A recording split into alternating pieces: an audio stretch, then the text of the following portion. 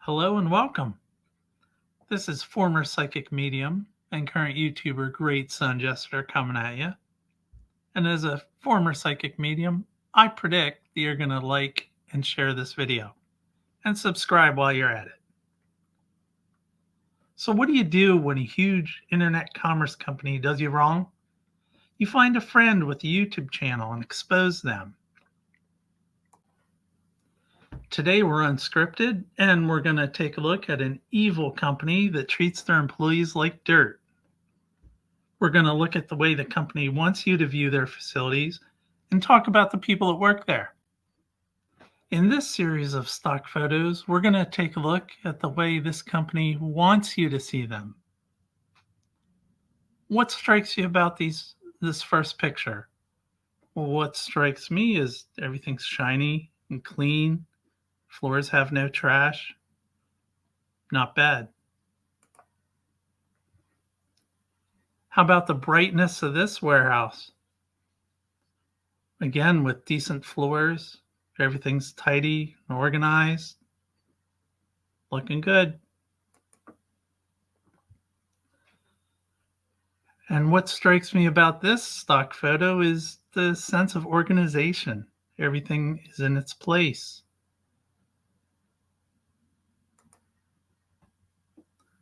And this shipping section of a warehouse looks pretty clean to me. There's no dirt on the walls, no safety posters, the floor has no trash. Not bad. And here's another sense of the organization of the shelves. There's nothing sticking out that cart could potentially hit on its way down the aisle. Again, not too many boxes sticking out. Everything looks organized. I don't see any trash on the floor. This is how the company wants you to see them. Automation is a big part of this company. And again, what strikes me about this photo is the cleanliness and the organization. Looks like a great place to work. Now, what company are we talking about? You know. We're talking about Zed Corporation. You know Zed Corporation. You know their logo. It's famous. We are definitely not talking about some other company you may have been thinking of. Let's make that clear. This video series is not about some other company. So let's back up a bit and talk about why this video, which may turn out to be a series. A very good friend, a brother actually, came to me and we were talking about his time with this company, and the tales he told were unbelievable. I wound up interviewing him for hours and hours, more hours than I can count, to get a lay of the land and find out all I could about this company.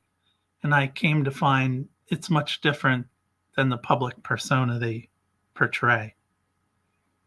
He talked about his permanent physical injuries, working conditions, management culture, all these things that we'll talk about in the videos ahead. For the rest of this episode, we're going to talk about employees and the type of people that work for this company.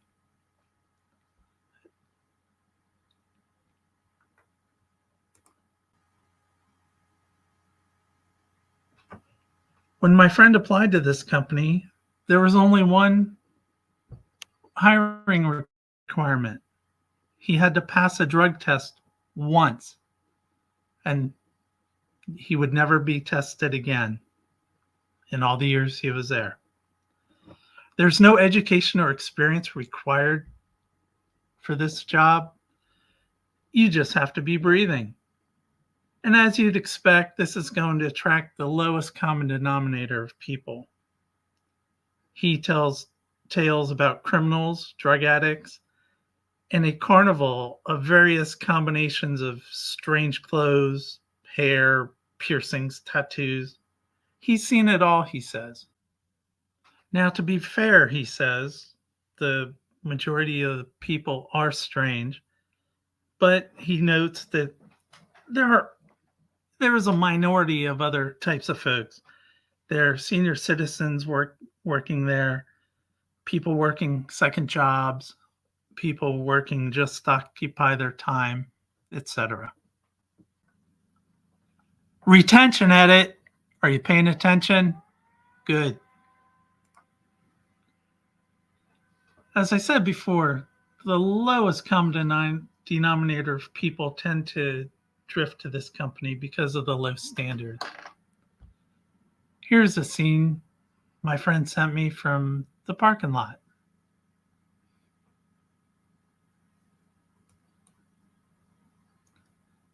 And my friend says that after working there a couple years, one day this appeared on the window. And at this point, I can share the stories he told me about drugs at the facility. He talked about employees during their breaks would go out to their car, smoke weed, and when they came back, they would really smell bad. They would also be drinking, and they'd come back from break high and drunk. And when other employees complained to management, they were told that since weed is legal in that state, that there was nothing they could do about it, which doesn't make sense to me as an outsider. A private business can do anything they want, but apparently they choose to tolerate their employees working high and drunk. In a future episode, we'll talk more about site management or lack thereof. This was an interesting picture he sent me. He tells me that this sign appeared in a break room, which had a little kitchenette area and some sinks. And you just have to wonder what prompted this. He also sent me this picture to convey how people are generally inconsiderate, leaving obstacles in the aisle, for example. We'll look at facilities and work culture in a future episode. But for now, I'd take note of the trash on the floor, the box sticking out. Where is the clean, tidy facility we saw earlier?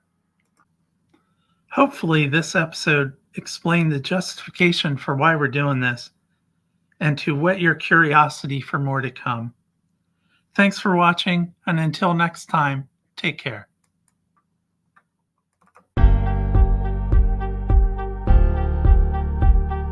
Don't you hate these stupid countdown timers that YouTubers use? You know, as if their video is God's gift to the internet and we have to wait for it. Cut me a break. That's not happening.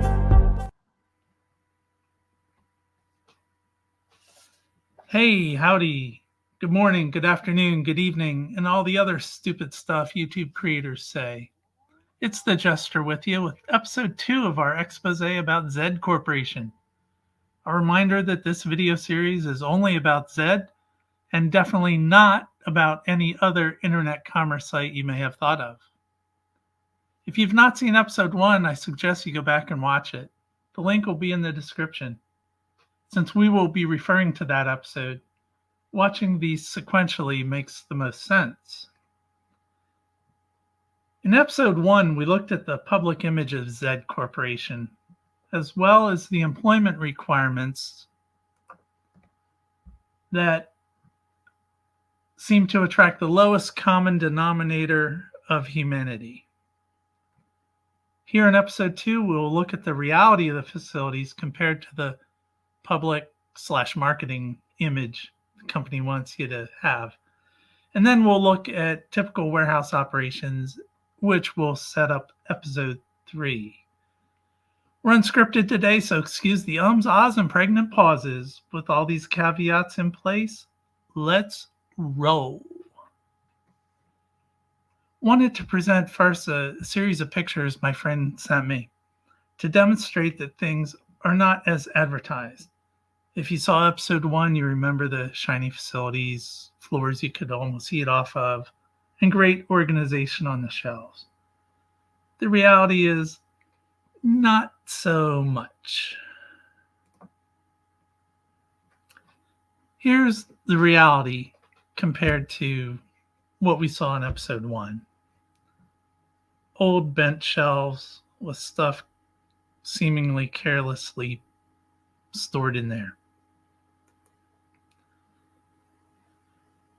Again, lack of organization, dirty floors, trash on the floor. My friend says this is an everyday sight, trash on the floor. And it seems to reflect the character of the employees that work there. They just don't care. Broken shelf, nice. Now, when I saw this, I asked my friend, what the heck is going on here? He said that stuff randomly falls out of shelves when people go by and they won't pick it up.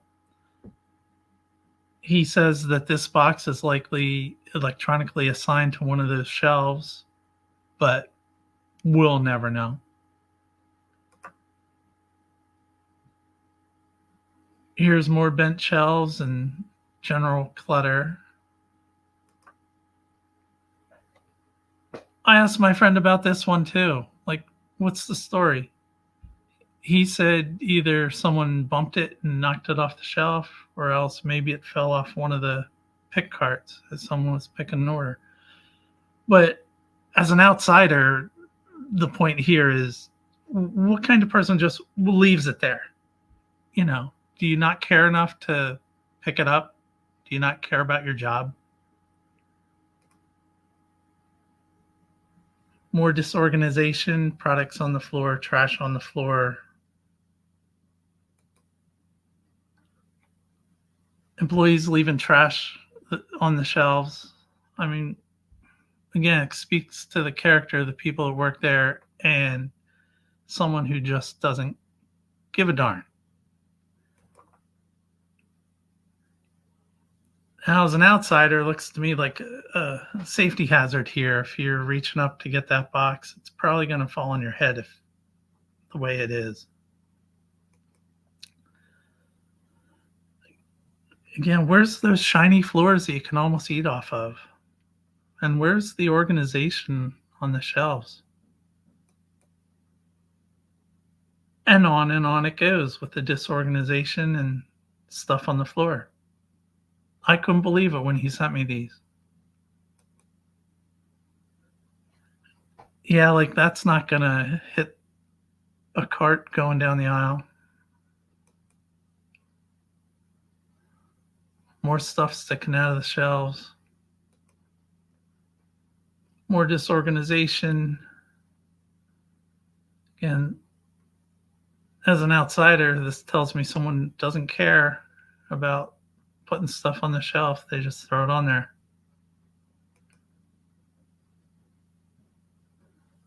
Same here. But Big Brother is always watching you, right? Right? That's okay. Big Brother loves you. And here's some equipment out in the parking lot. Nice. You'd think someone would take it inside. More disorganization. Now, where's those shiny walls and floors from the first episode?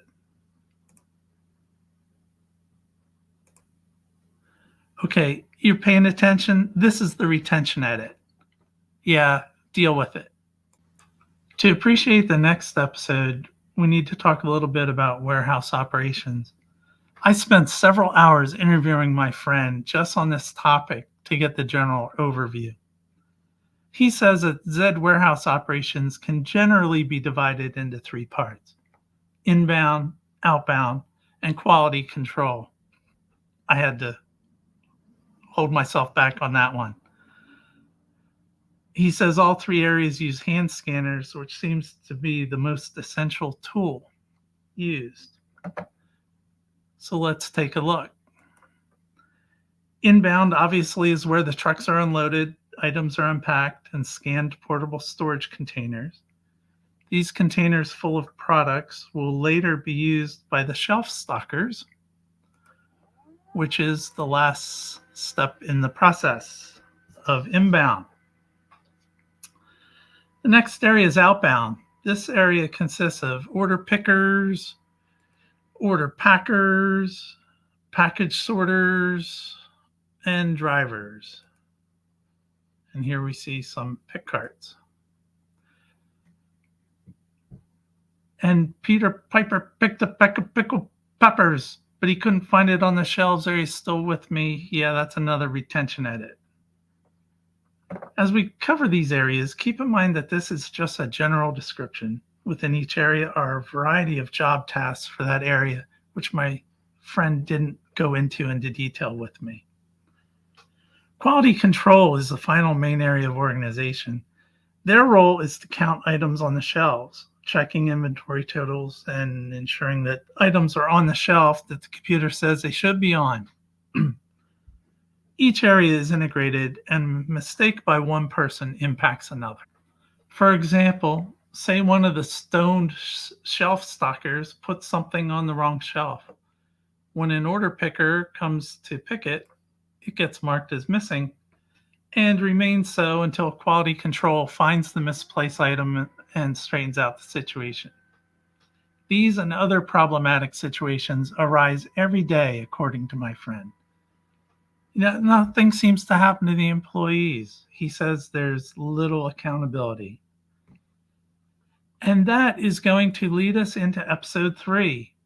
Hope you enjoyed this episode, and I look forward to seeing you back next time. Until then, take care. Hey there, it's the Jester with you. And boy, oh boy, do we have a good one for you today. Ooh-wee.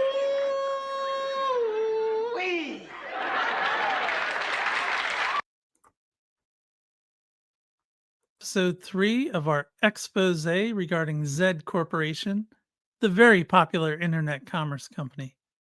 A reminder that this video series is not, and I repeat, not, about some other large company you may have been thinking of.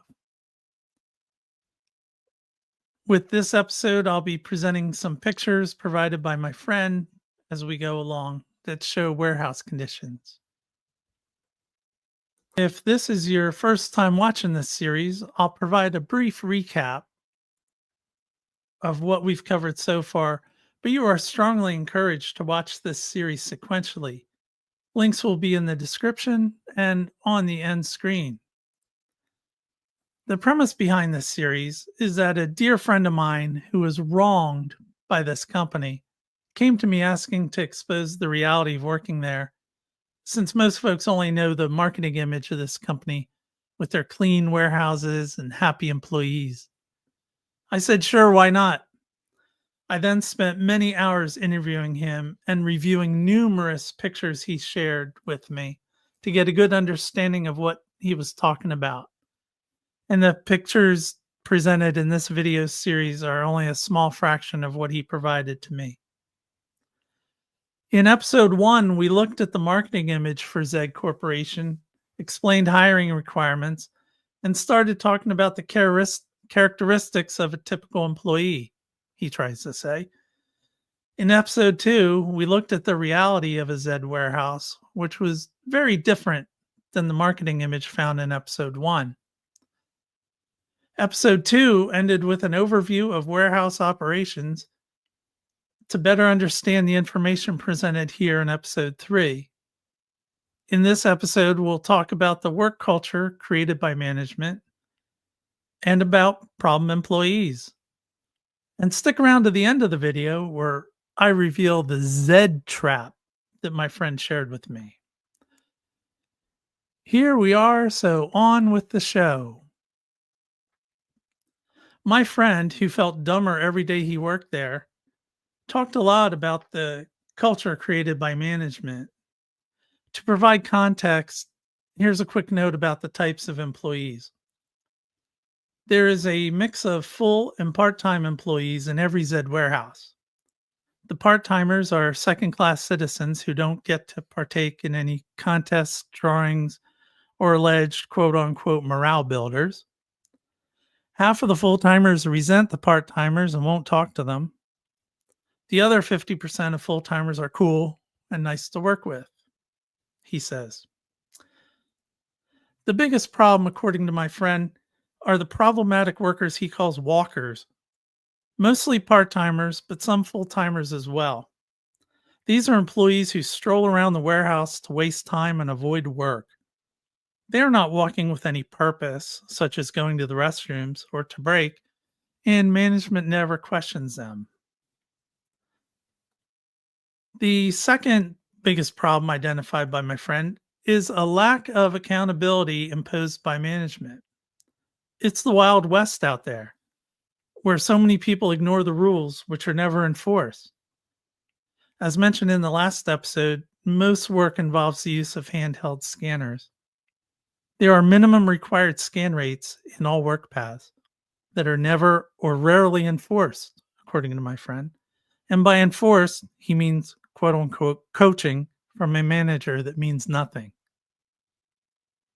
Managers monitor scan rates with their mobile laptops and are supposed to address things like slow rates, extended gaps between scans, and other stuff about which they make empty threats.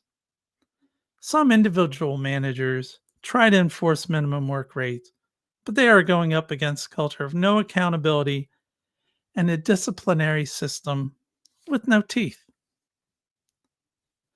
Then there are the time wasters / socializers. You can't call them workers because they gather in groups in the aisles to socialize instead of doing work. The shelf stalkers are the worst group for this, according to my friend, as they break every rule in the book. For example, playing and talking on their cell phones, which supposedly are not allowed to be on the warehouse floor and should only be used in break rooms. Many other rules, such as stalkers being in every other aisle for even distribution of merchandise, are broken and not addressed. In the first episode, I touched on the drug problem. The next group of do-nothing losers stealing a paycheck are the ones who go out to their cars at break time to party. Oh, my friend was passionate telling me this one. My friend tells the story of one dude yelling across the break room to ask his friend if he had any rolling papers. In another instance, he overheard a conversation where one guy was complaining to another that he couldn't pass his drug test for his probation officer. And they were brainstorming, well, a light drizzle in their case, ways around it.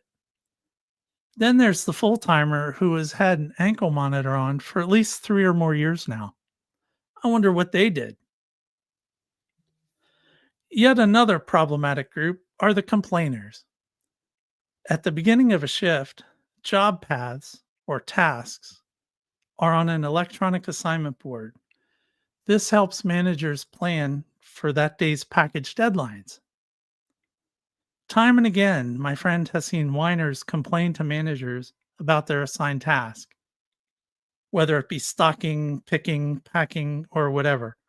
And the managers have given in. What they should be saying is tough crap, leave if you don't like it. But no, a large percentage of the managers, especially the youngest ones, want to be an employee's friend instead of their boss. And in some cases, if they do try and say no, the employee raises hell with impunity instead of being written up for disrespect. I personally can't imagine working in this environment. Not at all. Another major problem is those not following procedures. There are procedures for everything, from keeping heavy items on the top level of the pick carts so that the packers don't have to bend down to lift heavy stuff outside of their power zone, which is between the knees and shoulders. Speaking of heavy items, this would be a good place to mention the storage algorithm. which is part of the computer program that only allows you to electronically scan heavy items to the middle shelves rather than the very low or very high shelves. When management is told of algorithm errors allowing heavy things to be stocked outside of one's power zone, nothing is done.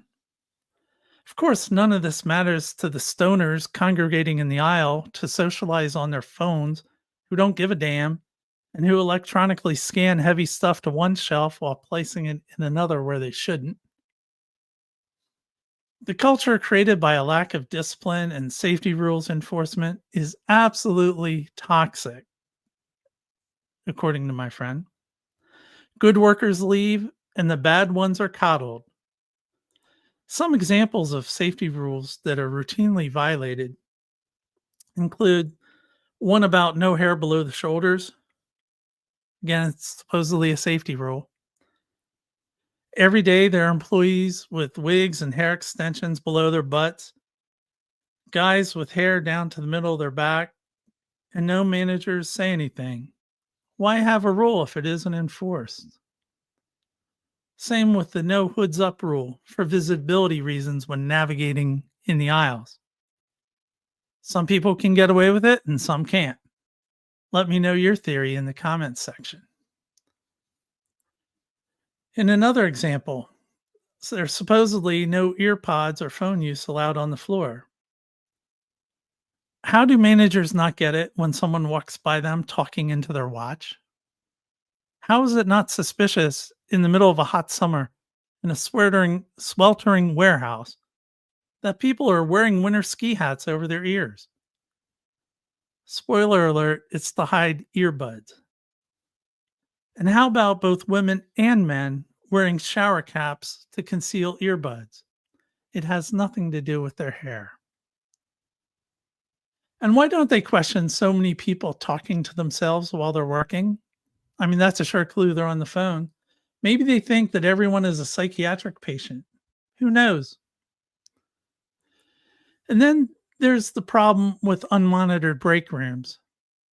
There's people that extend their authorized breaks, take unauthorized breaks, and they're never questioned. And the managers don't seem to monitor the break rooms. I challenged my friend that this stuff happens in a lot of workplaces. And I'll quote my friend's response. Quote, I've worked in innumerable places going back to high school. I've dug ditches and I've worked for kings, but I've never seen such a dysfunctional culture of rule breaking, no accountability, management apathy, and low morale. End quote. To summarize this entire video series, my friend wants us to know what kind of organization that is when you're ordering from them. From the condition of the warehouses to the type of people working there, just go into it with your eyes open. And remember, I mentioned the Z trap. The trap is that few, if any, other employers pay the part timers an hourly rate like Zed. You know, before the whole $15 an hour minimum wage movement, this company was way ahead of that. They were paying $15 an hour long ago. And my friend says they have a step up scale where, you know, the longer you're there, the more your pay goes up. So after a couple of years, you can be earning some good money, even part timers. But so the Z trap is this employer pays pretty much more than anyone else for part time help. So the choice is for good employees to stay and suffer or leave for a lower paying job. The good employees who stay, like my friend, do so for the intrinsic work ethic, if I can talk, and standards they've been raised to have and find it hard to violate. So that's 3 videos now in this series, and here's my take as an outsider. As an employer with only one criteria for employment, which was the initial drug test, you're going to attract the lowest common denominator of humanity. As said in episode 1, there are gang members, criminals, and drug users. My friend says employee theft is rampant, and you can see from these pictures how easy it would be to steal stuff off the shelves.